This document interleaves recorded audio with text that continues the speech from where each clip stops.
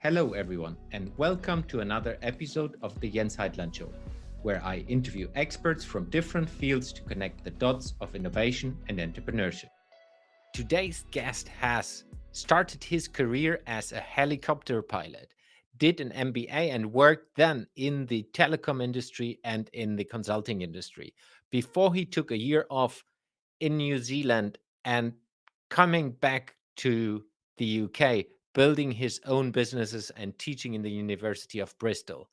Please welcome to the show, Mark Neild. Hello, Mark. Welcome to the show. How are you doing? I'm very well, thank you, and delighted to be speaking to you. Yeah, looking forward. Yes. I have a couple of interesting questions here, and I think we have had already a good conversation getting started. But before we go into innovation and your experience, tell us a little bit about yourself. Who are you, and what is your story?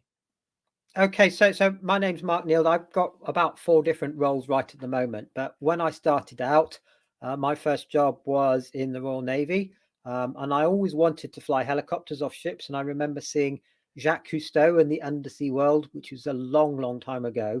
And I saw them landing a helicopter on their diving ship, and I thought I wanted to do that. Well, there aren't so many jobs being flying helicopters off diving ships, particularly if you haven't got any training. So it didn't quite turn out that way, but the Navy was the next best option, and I really, really don't regret it. So 15 years in the Navy, I was a kind of chief flying instructor. I ended up 6 months in Bosnia looking after support helicopters there. Then moved on, went off to do an MBA in London, and I had some plans of getting into venture capital. But actually, when I'd been there a bit longer, I realized that probably wasn't the route for me. So entirely by accident, I ended up in telecoms, developing the first interactive TV products at the time of the dot-com boom, where just about anything, if it had digital in it, it was just going for crazy, crazy valuations. Very interesting experience coming from the public sector into the private sector in that way. That for a few years, joined a consulting firm, PA Consulting, did a decade with them, mostly looking at technology innovation. A couple of years with Nokia. I had a fancy title, which was the head of transformation for Europe, which is one of those titles that you get, which doesn't really mean anything. And then the family and I decided we're going to go and do a year out. So we went to New Zealand for a year. And it was at that point, the day after the Olympics in London, that we flew to New Zealand. And I concluded that I never wanted to work for a big company ever again, because I just didn't really enjoy the politics. So I worked in New Zealand. I started my own business, and I've been largely running my own businesses since. And then I broke my rule and became an employee of the University of Bristol, which wasn't really what I intended to do. But I absolutely love working with young people and helping them to bring their ideas for how we should run the world to fruition in life. So that's a potted history. So 1 year out, how did you decide that you want to do that? How did you just s- off we go, or what was the reason for getting into that? Well, I think our thinking, my wife and I are both quite adventurous, and we thought life's for living. You can easily get on the treadmill and just become a slave to the Yeah. next big thing that you have to do. And we really, really didn't want to do that. So my kids were 12 and 9. We picked a time that wasn't going to really wreck their exams that they had to do, because as we know, you do your exams at 16 and 18, and that almost defines your future Yeah. life. So Yeah. they are quite important whether we like it or not. So we picked the time, we just did it. So we did a year in the South Island of New Zealand. My wife was working at the hospital in Dunedin. I was working a little bit with the university, a bit of teaching on their Master of Entrepreneurship program, a little bit of setting up different ventures, and a bit of consulting. Mm. And it was really easy. I went and had coffees with people. We talked about stuff, and they said, "Do you know what? I reckon you could really help me do this." And it happened. And I thought, oh, this entrepreneurship stuff is a bit of a breeze, really. And then I came back to the UK and I tried the same technique for 18 months and got nothing, absolutely nothing. So there we go. It's not quite as simple as it perhaps seems. So and now you're helping, or then you went into your own business, and on top of that, if I understand you right, work with the university. You still have your own business. I've got two businesses. So I've Yeah. got an innovation coaching and consulting business, and I've got a social business, Hmm. and that works primarily to help the disadvantaged people to actually start their own businesses. And the rationale for that, we do a lot of work with ex-offenders, and what we find is when people hear that they're ex-offenders, then suddenly, oh, well, you interviewed very well, but the other person was just a little bit better than you. And so therefore they're kind of ostracized. They have this label that says deviant on it, do not employ. Yeah. So what we were finding, and particularly with people who'd done drug dealing and stuff like that, they were actually really well trained entrepreneurs. They were just selling slightly dodgy products. Yeah, I was about to say. So by helping them to use those skills, they would develop a product, they'd go and sell it, and they'd speak to customers, and customers would basically look at the product and say, well, yeah, it does what I want it to do. So long as I'm convinced that it's actually going to do what it says it'll do, I don't really care about you as a person and your history. Hmm. I just want to know that your product's going to deliver the outcome that I'm looking for. So what we found is that these people were essentially relabeling themselves from apologetic ex-offenders into prospering business owners. And suddenly they weren't always thinking of the past. They were thinking of the future, and they weren't thinking of the public as the enemy. They were thinking of them as a great source of mutual benefit. And so, as a means of rehabilitation, we kind of stumbled across something that was incredibly powerful. And so, we're continuing to do that. And so, my social venture now, we're also working with lots of unemployed people who've got pigeonholed Hmm. into a low status or low pay piece of work, and they've got brains that are going to waste. And we're just helping them to show what they can do. Yeah. How are you going to help them? How do you work with them? So what with the unemployed people, I've been running a kind of innovation coaching program for them. And so some of them were only doing retail, they're only stacking shelves or operating the till. Hmm. And 4 months on now, they're helping people to develop more productive business plans. Hmm. Um, and it's not a complicated process. It's really that if you think about it, if you think about the business model and you think about the logic by which, why would anyone buy your product? And if you can answer that, um, how you're going to help the customer achieve what they're trying to achieve, then your business model works. And I always say a really successful product is one that sells itself. If you have to really push hard to sell it, you don't understand what your customer's trying to achieve. Hmm. Whereas if you're helping a customer to achieve what they want to achieve and you're articulating it in such a way that it says, well, of course I can see why I'd want this, then you don't have to sell it. Yeah. And that's down to the business model. And what we find is people think that they're the customer and they develop a product that they'd like, and they can't get into the heads of their customers and articulate it in such a way that the customer says, well, yeah, that's so obvious, I just have to have it. And yet you can teach someone who's outside to be inquisitive and to think like a customer. And they can be quite, positively critical about these business models and say, well, why would anyone buy that? Oh, you do that? Well, why don't you say that in your adverts? Why don't you put that on your website? Yeah. If you've got 5 seconds before someone moves on from the website, why are you not doing something where they say, yes, this is me, this is relevant to me, I'm going to read on, rather than boring, on to the next. Yeah. Yeah. It's quite funny. Maybe that's bridging as well to the university. At least in my history, that's not taught in school. That's not part of the formal educational process. At least, let's say 20 years ago. I don't know how it is today, but uh, yeah, well, I could get onto a diatribe about why business schools are not the right places to teach innovation and entrepreneurship. In essence, if you look at the foundations for a lot of business schools, they're in economics Hmm. and scientific management. And there's this concept that management is some kind of science, and that if you optimize it, you get all the numbers right, get all the data, and you put it all in a line, and it's perfect. So you can polish and polish and polish, and so you can do incremental innovation in the ways they teach you in business school. But when you come to doing something that's radical, that method just doesn't work. because you end up in a place where diminishing returns set in, and you need to stop doing what you're doing a little bit better, a little bit better, a little bit better, and do something completely different before someone else does something completely different and takes all your customers from you. And I don't think business schools are really set up to do that. So to do radical innovation, you just have to think in a completely different way. And instead of asking, how do we deliver a product better? You have to ask the question, how can we make a customer achieve more? Yeah. And Yeah. then when you do that, and then start asking questions, but why aren't they doing this already if it seems so obvious? You get into the mental blocks, you get into the subjective and away from the objective, and realize that actually we're all crazily unique people.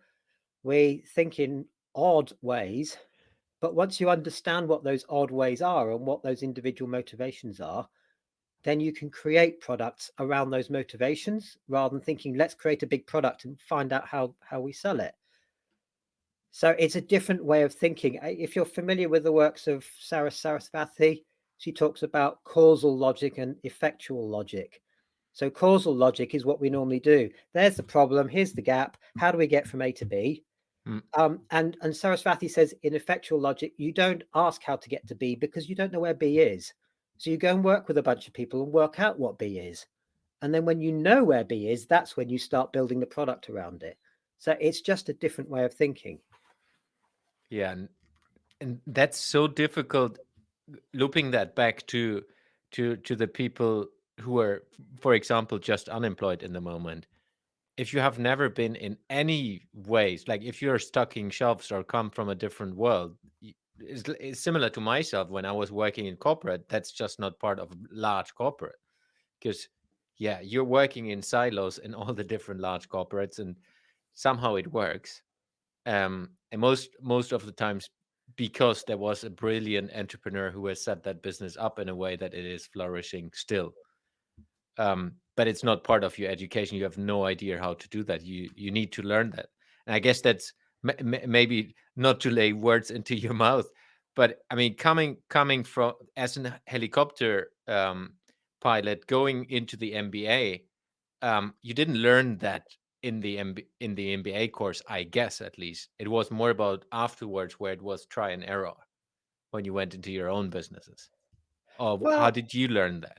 I learned quite a lot of innovation in the Navy, to be honest. I mean, we tend to think of public sector jobs as being devoid of innovation, but Yeah. often you find at the front lines of any public sector job, whether it's the teachers, the doctors, the military, they do quite a lot of innovation. It's just the people in the middle in central government that kind of push all these crazy ideas down on the front line, where innovation doesn't happen so Yeah. well.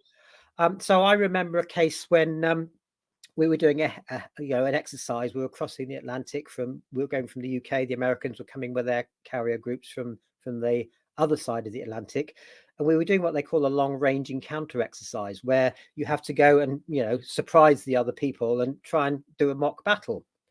And we looked at what they were doing. They had a ship that was about 5 times as big as ours, with about 5 times as many aircraft.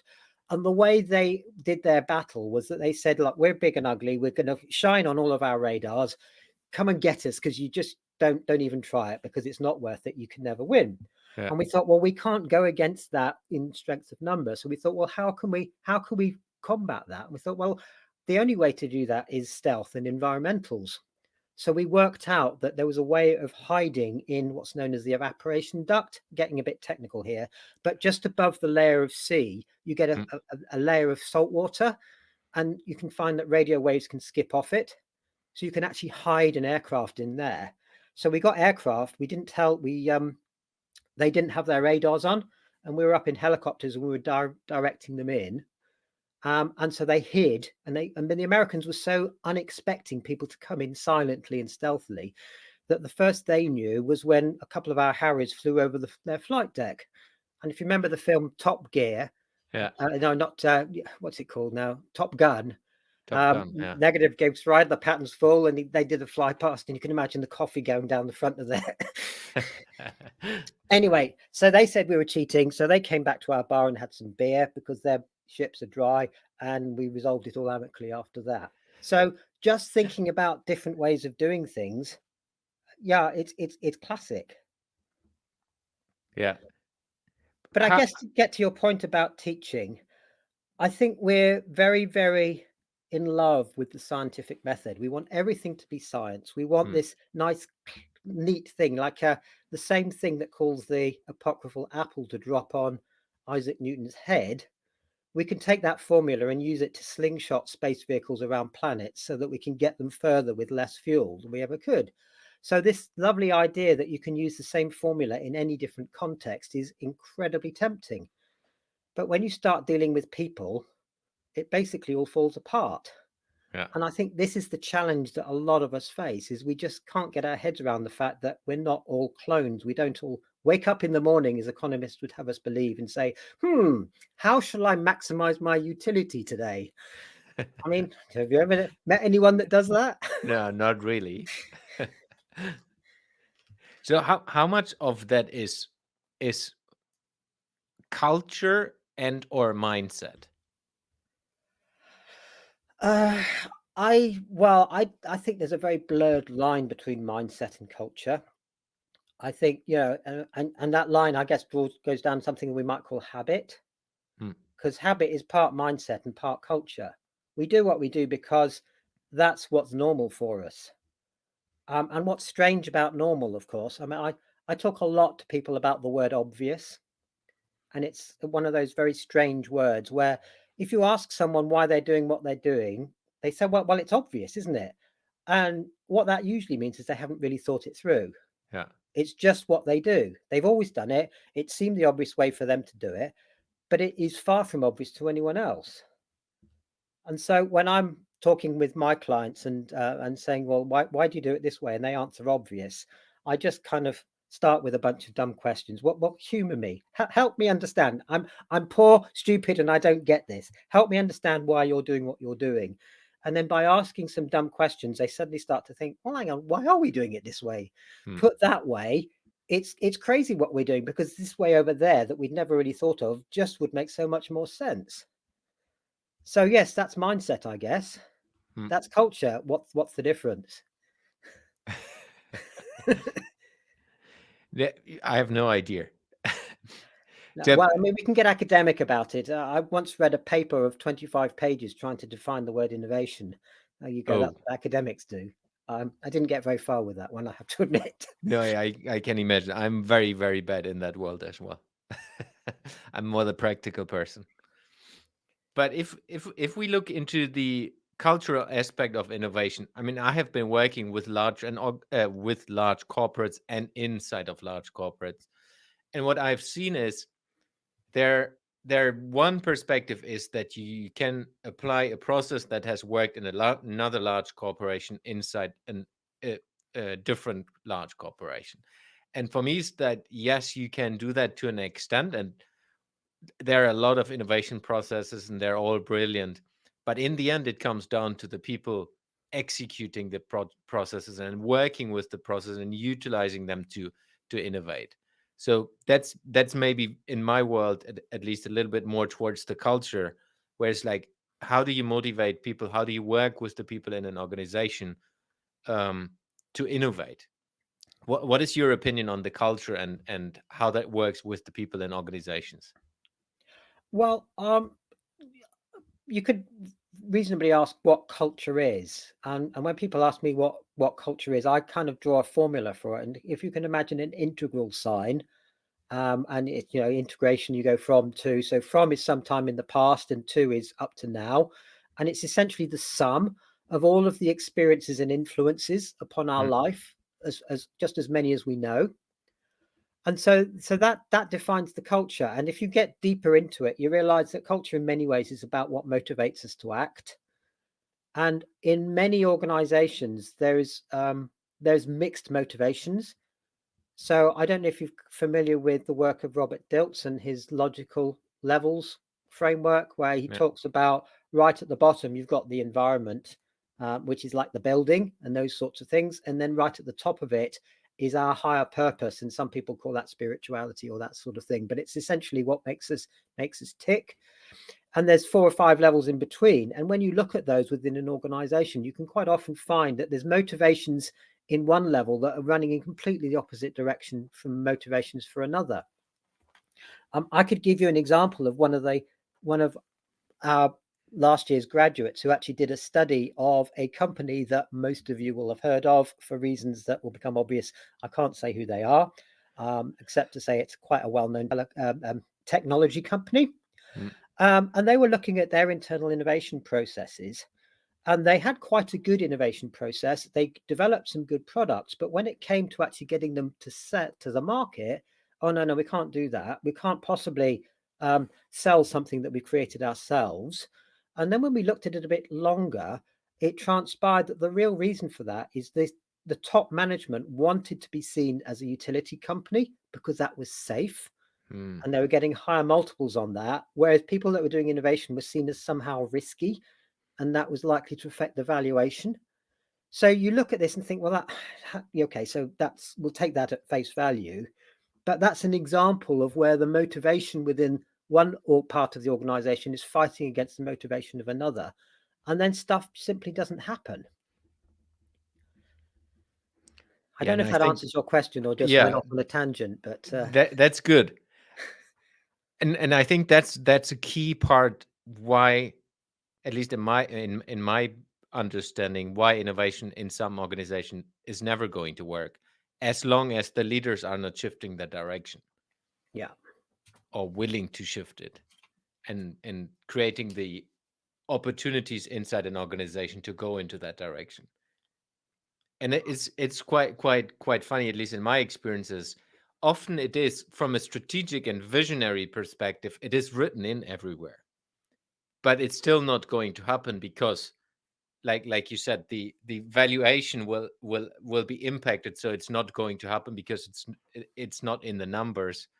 And that goes back to the economics, and that's why people are not motivated themselves to do it, because they have no benefit of it. Yeah, I think there's also some massive misperceptions about risk. I mean, if you look at the successful entrepreneurs, they manage risk incredibly carefully because half the time it's their money anyway, so they're not going to blow it. Yeah. And they talk about this concept of affordable loss. So we'll do a bit of experimentation. If it doesn't go anywhere, well, it doesn't matter very much because I haven't lost that much. And it's worth more to know that this is a dead end than anything else. But if we think about public sector, and I've been working with quite a few tenders for large outsourcing projects and all the rest when I was in my world of consulting, and you look at the terms and conditions and you get things like at the beginning, the vision, there shall be innovation. Yes, like this grand design, there's going to be innovation. And then there's a piece about change control. And it says, and it doesn't say this because this would be too obvious, if there's any innovation, we will put in place such an onerous project that everyone gives up the will to live before we get to the end of it. And then there's a section on gain share. The supplier shall take all the risk on this innovation, and the customer shall get all the benefits out of it. And then you look at all this together and you say, okay, so you say there'll be innovation, and now you put up all these barriers and create all the motivation, make it disappear, and then wonder why it doesn't happen. Yeah. I don't know, maybe you've seen that, but that was literally in someone's contract. And it wasn't written in those words. It was written in lawyer speak. So it wasn't quite so easy to decipher what it meant. But that's how it came across. Yeah. It's still something we need to find out. And before we started recording, we talked about, we have proven now, if we take the pandemic as an example, if there's enough pressure, we can innovate radically and we can be fast. But Yeah. why is it not happening in other parts? Well, I think in part it's because it's actually not important enough. And we do lots of little innovations and, they're just not that exciting. Hmm. But when there's a real need, then we can see, okay, well, we've got this real need. How do we meet that need? And then suddenly we're doing something that's more customer centric or user centric because we're understanding what their need is and we're Hmm. designing something that meets it. Whereas I think a lot of what we might call homegrown innovations are, let's do something that's novel. Let's do something that's new. Let's try and do something that's world beating or, out there, and we'll get a name for it. But motivation isn't about novelty. It's about understanding what will motivate people to adopt it. Because at Hmm. the end of the day, what's the point in having a product that doesn't sell? or an innovation that the users don't use because it doesn't convey any benefits to them. And we're not generally stupid people. If someone gave you something that said, hey, take this, it'll make you twice as effective, and it doesn't cost you anything to use it, well, you're going to do it, aren't you? And you'll say, okay, well, Absolutely. I'll nut out how to make it work. If I have to spend a bit of extra time reading the manual and working out how to be effective at it, if I'm motivated because it's going to make me look better, feel better, perform better, or whatever, I'll give it a go. Yeah. And half the time, what's called change resistance is because we'd like you to work twice as hard for half the pay.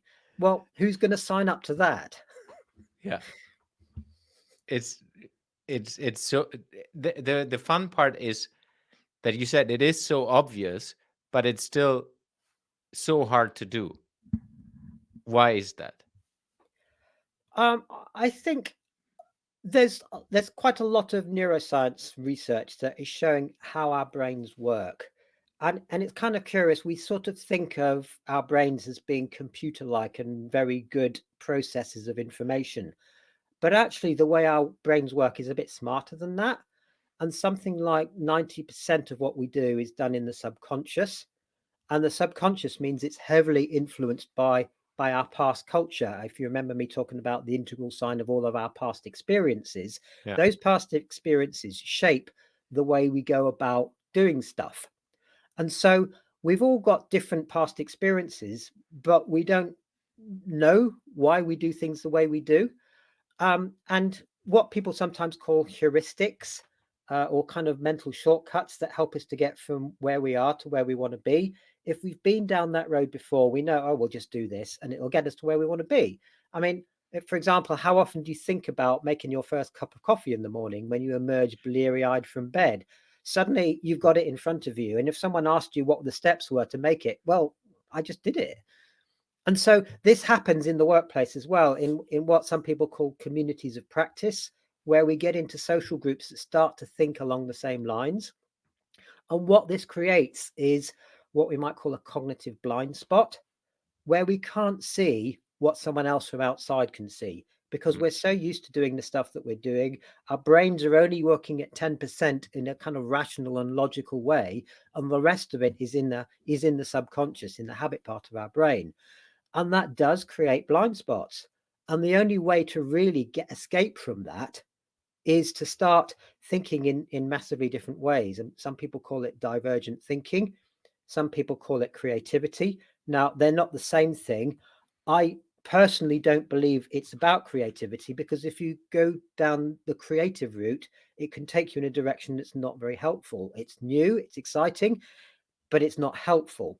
Mm. It is quite logical, because at the end of the day, if you think about it in terms of motivation, why would someone change their behavior to adopt this thing? Then you really ground the whole thing in a problem that your users have got, and then suddenly it all makes sense. But we really struggle with thinking in different ways for the reasons that I've said, because of the habit parts of our brain and the fact that we don't often know why we're doing what we're doing. We just do it because it's what we do. Yeah.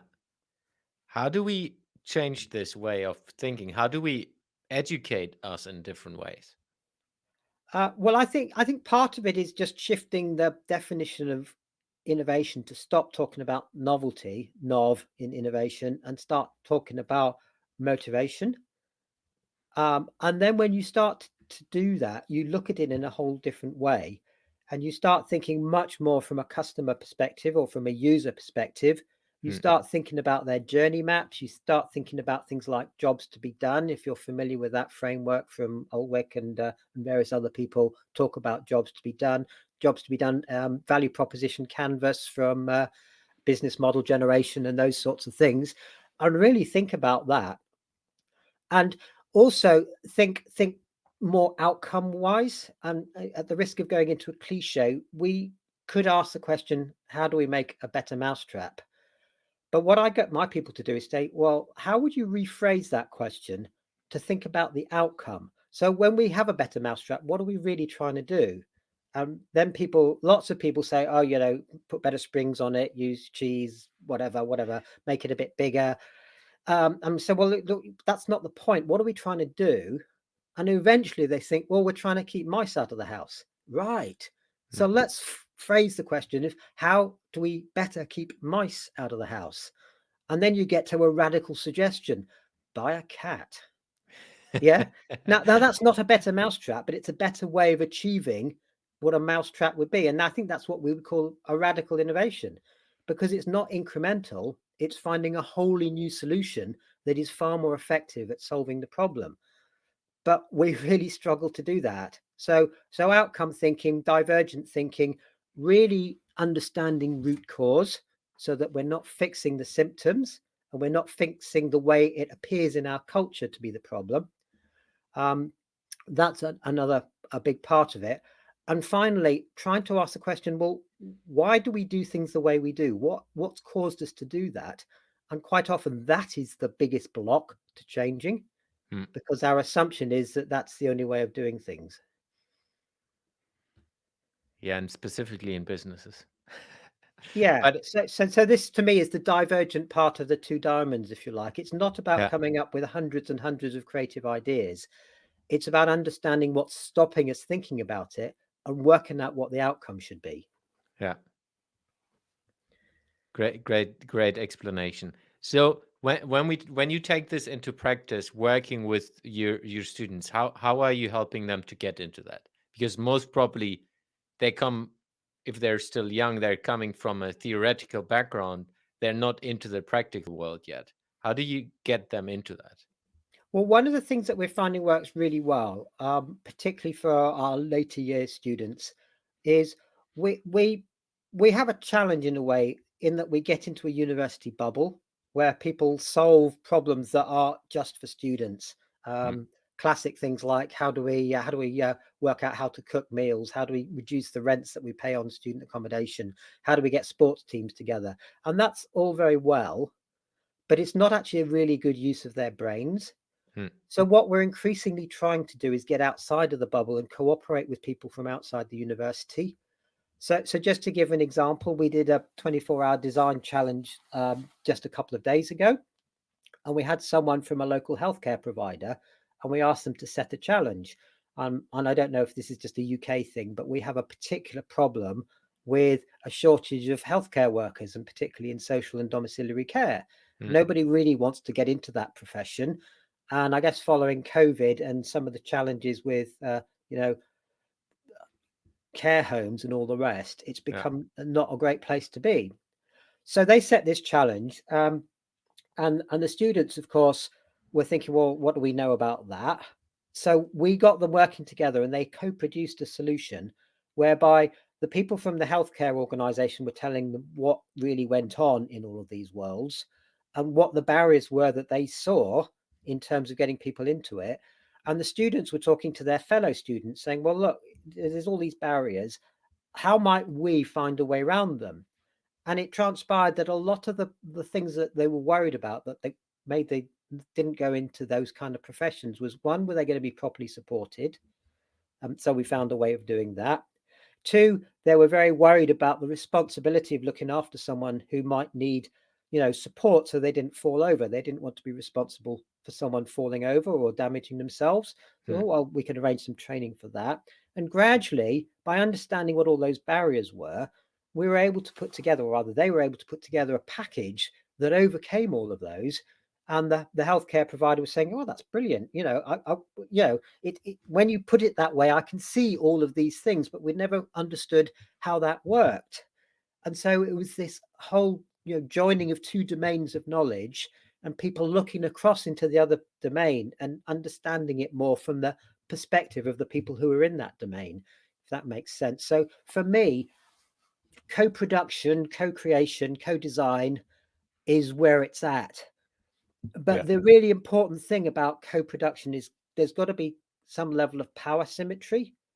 And lots of people think, oh, we'll do co-design and we'll consult people and we'll write surveys and we'll ask all these questions and ask people to come onto our agenda. That doesn't really work. It's only when you roll up your sleeves together and say, well, what's the vision? What would good look like? And everyone's pointing in the same direction. And there aren't any experts.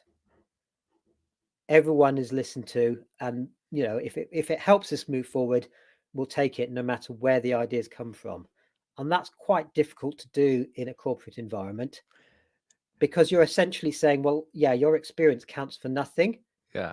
The fact that you've climbed the greasy pole to the top of the tree, actually, it doesn't help you at all.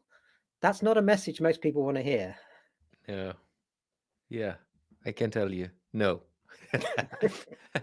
But I love that because we're now, I mean, for me, the whole business future need to change towards something like that, where it's not about hierarchy systems, where it's more about how can we, and we all talk since, I don't know, a decade at least, about agile, and we need to work differently together. And there's a lot of talk and a lot of process levels, but in the end you will only get towards that level if you work with the people, and if you take the leadership into this way of thinking as well. Because if it's like you said, with the different power dynamics, as long as you still have that, it's not going to work, because it's No. always there, and it's Yes, always. and that is a challenge. Yeah. So in a way, it helps with organisations that take young people seriously. There's a load of them that think, well, your students, what could you possibly know? Well, that's Yeah. not helpful. And I'm one of the reasons why I love working with young people is they constantly surprise me, and it's almost always for positive reasons. I keep thinking, well, I'd never have thought of that. And I keep Mm. thinking I was never as good as they were when I was their age. And I don't know whether that's just my memory playing tricks or whether I was just a bit rubbish when I was a young person. But uh, I'm just blown over by their creativity, their eagerness. And, we talk about baby boomers and millennials and, snowflake generation and all of that. I don't see it. I actually think the kind of 18 to 20-year-olds are probably the people who are going to save us from the mess that our generation has got the planet into. Yeah. And I think it's really about how do we build the possibilities of co-creating and doing things together between the different generation that will help us going forward. Yeah, no, but I think when people have had positive experiences and when they've opened their eyes to the possibility that young Yeah. people have got something to offer, and for all the reasons that I set out earlier in terms of the crazy way that our brains work and the heuristics and the cognitive blind spots, sometimes it's not being about terribly clever. It's just about not being us. And that can actually add a huge amount.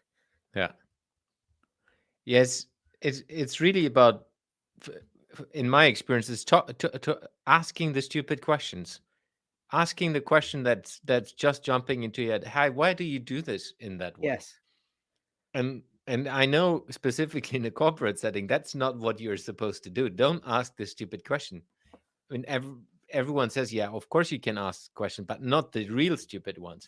But sometimes it's about, hi, why is this thing blue and not yellow? And yeah, because it was always blue. And this way of questioning and allowing each other to ask their questions will enable completely different things. Absolutely. Yeah. Absolutely. And it is odd. And probably the reason why it was blue, because there was a very particular situation at the time. It may have been that was one of the director's favorite colors. It may have been that one of the early customers only wanted it in blue. Yeah. And now the reason why it's blue has got lost in the mists of time, but the relevance of the color choice has disappeared entirely. Mm, mm. Yeah, interesting where this will go.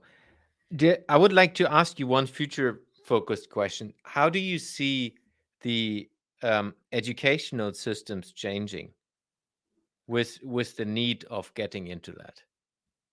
Or maybe you don't. It's also fine if you say that. I think they will, to be honest, because I think what will happen is there'll be enough innovative organizations that are more effective that will shame some of the more traditional ways of teaching away from what they're doing.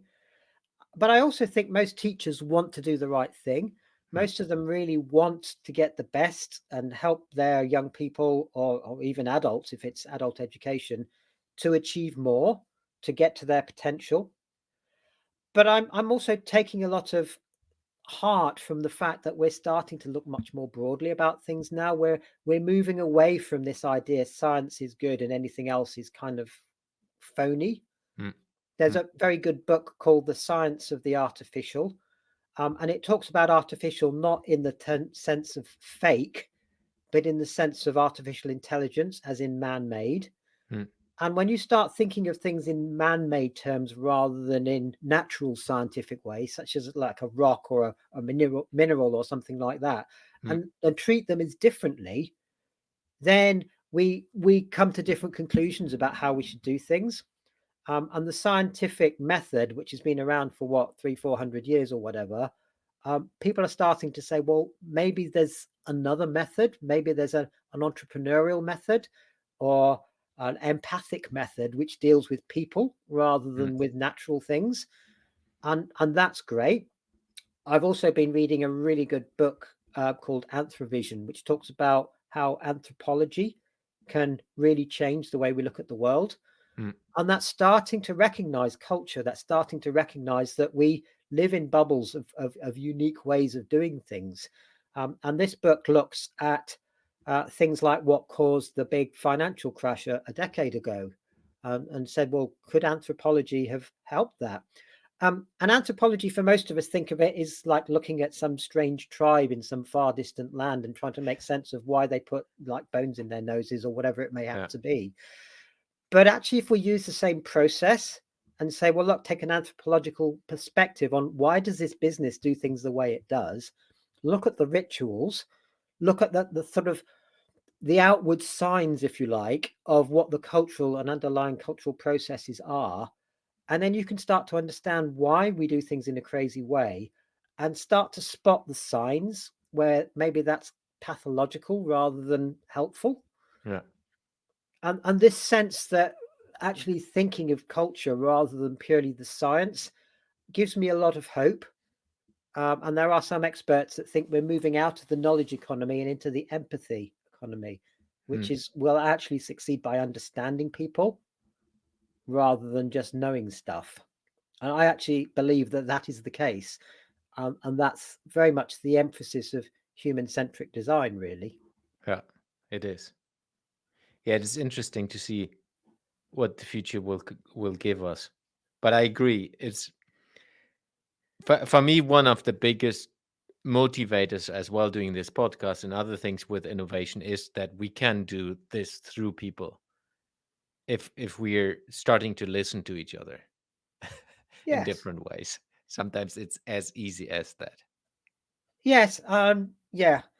Sometimes I think social media ought to help us to listen, but actually has completely the opposite Yeah. effect. True. But let's not go into social medias right Let's now. not. No. Yeah. So I would like to transition us into the last part of the podcast where I'm asking a couple of random questions, um, or literally questions I'm asking every guest.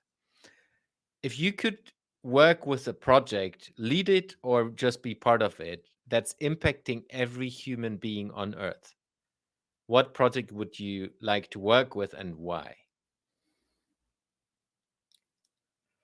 Oh, that's a difficult one because it's many to choose from. I've done quite a lot of work with empowering micro enterprises in Africa. And when I see the latent potential there, um, in folks who are survival entrepreneurs, if you go to a country like Malawi, the employment rate is 20-25%. I'd said employment, that's not unemployment.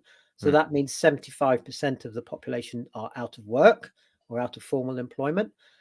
And the young people, because of the way the population distribution works in Africa, there's more and more young people with massive potential, but very few resources.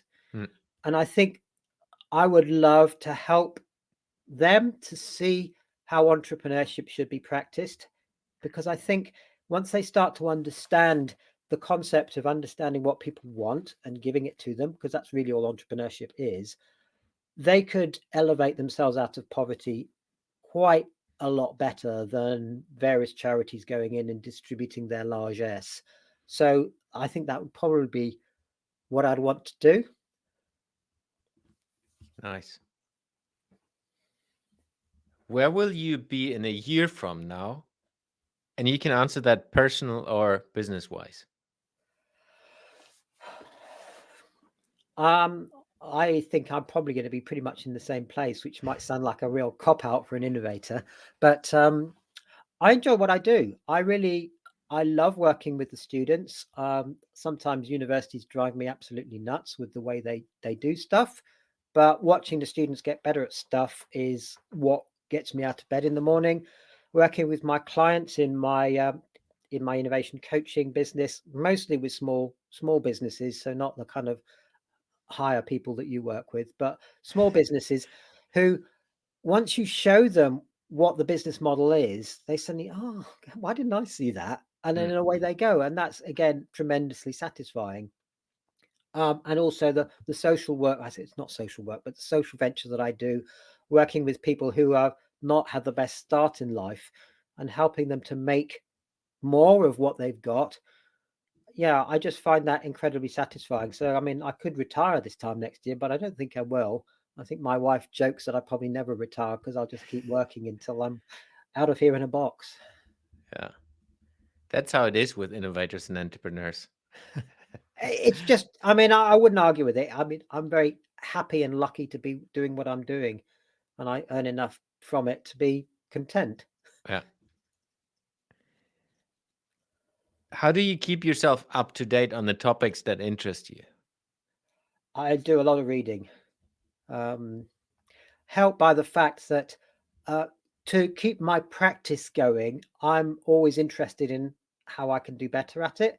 Hmm. So I'm constantly reading and looking at best practice here and there.